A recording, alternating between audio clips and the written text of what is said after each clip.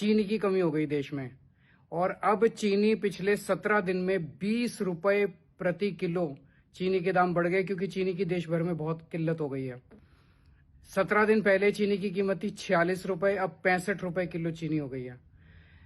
हमारा देश चीनी एक्सपोर्ट किया करता था, अब हमारा देश चीनी इंपोर्ट करने की प्लानिंग कर रहा है। तो क्या बोले कि तेल की के ऊपर जो फॉरेन एक्सचेंज जाता था उसको बचत करने के लिए इथेनॉल बनाया, और अब उस फॉरेन एक्सचेंज को हम चीनी को इंपोर्ट करने के लिए खर्च करेंगे। एक तरफ देश को दुखी किया कि इथेनॉल वाला पेट्रोल जो है उससे लोगों की गाड़ियां खराब हो रही है, माइलेज खराब हो रही है, और दूसरी तरफ लोगों को अब चीनी महंगी खरीदनी पड़ रही है। दोस्तों, ऐसे लगता है जैसे मोदी सरकार बिल्कुल अनपढ़ लोगों की सरकार है।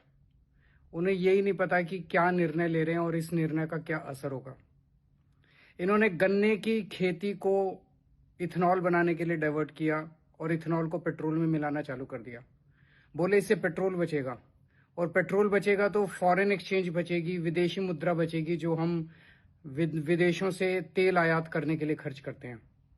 अब जब गन्ने की खेती को इन्होंने इथेनॉल बनाने के लिए डाइवर्ट किया तो गन्ने की कमी हो गई, चीनी की कमी हो गई देश में। और अब चीनी पिछले 17 दिन में 20 रुपए प्रति किलो चीनी के दाम बढ़ गए, क्योंकि चीनी की देश भर में बहुत किल्लत हो गई है।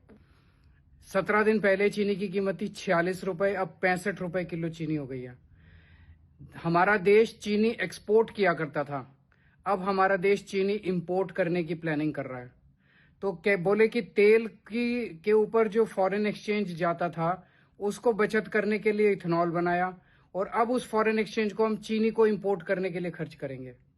एक तरफ देश को दुखी किया कि इथेनॉल वाला पेट्रोल जो है उससे लोगों की गाड़ियां खराब हो रही है, माइलेज खराब हो रही है, और दूसरी तरफ लोगों को अब चीनी महंगी खरीदनी पड़ रही है।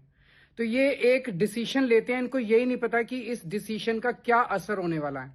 जब इन्होंने शुगर केन को, गन्ने को इथेनॉल प्रोडक्शन के लिए डाइवर्ट किया तो इनको सोचना चाहिए था ना, भाई इतना गन्ना इथेनॉल के लिए जाएगा तो चीनी कहां से बनेगी, चीनी कहां से आएगी।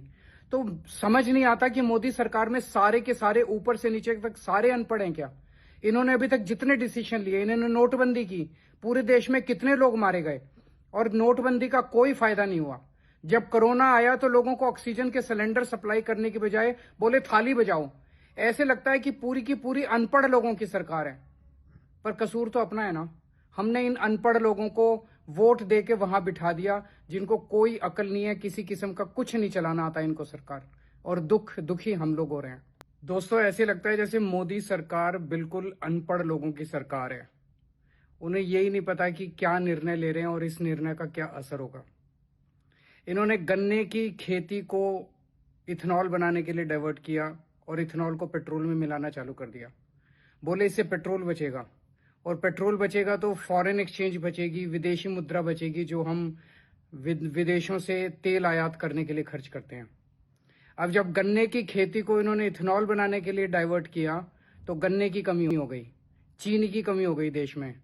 और अब चीनी पिछले 17 दिन में 20 रुपए प्रति किलो चीनी के दाम बढ़ गए, क्योंकि चीनी की देश भर में बहुत किल्लत हो गई है।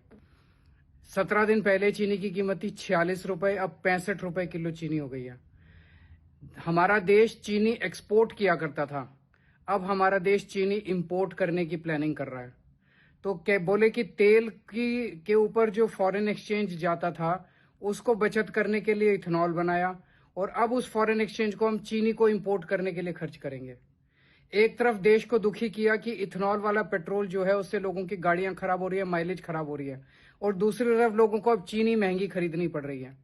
तो ये एक डिसीजन लेते हैं, इनको यही नहीं पता कि इस डिसीजन का क्या असर होने वाला है। जब इन्होंने शुगर केन को, गन्ने को इथेनॉल प्रोडक्शन के लिए डाइवर्ट किया तो इनको सोचना चाहिए था ना, भाई इतना गन्ना इथेनॉल के लिए जाएगा तो चीनी कहां से बनेगी, चीनी कहां से आएगी। तो समझ नहीं आता कि मोदी सरकार में सारे के सारे ऊपर से नीचे तक सारे अनपढ़ हैं क्या। इन्होंने अभी तक जितने डिसीजन लिए, इन्होंने नोटबंदी की, पूरे देश में कितने लोग मारे गए, और नोटबंदी का कोई फायदा नहीं हुआ।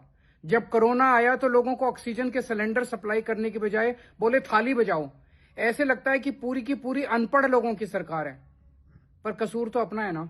हमने इन अनपढ़ लोगों को वोट दे के वहां बिठा दिया, जिनको कोई अकल नहीं है, किसी किस्म का कुछ नहीं चलाना आता इनको सरकार, और दुखी हम लोग हो रहे हैं।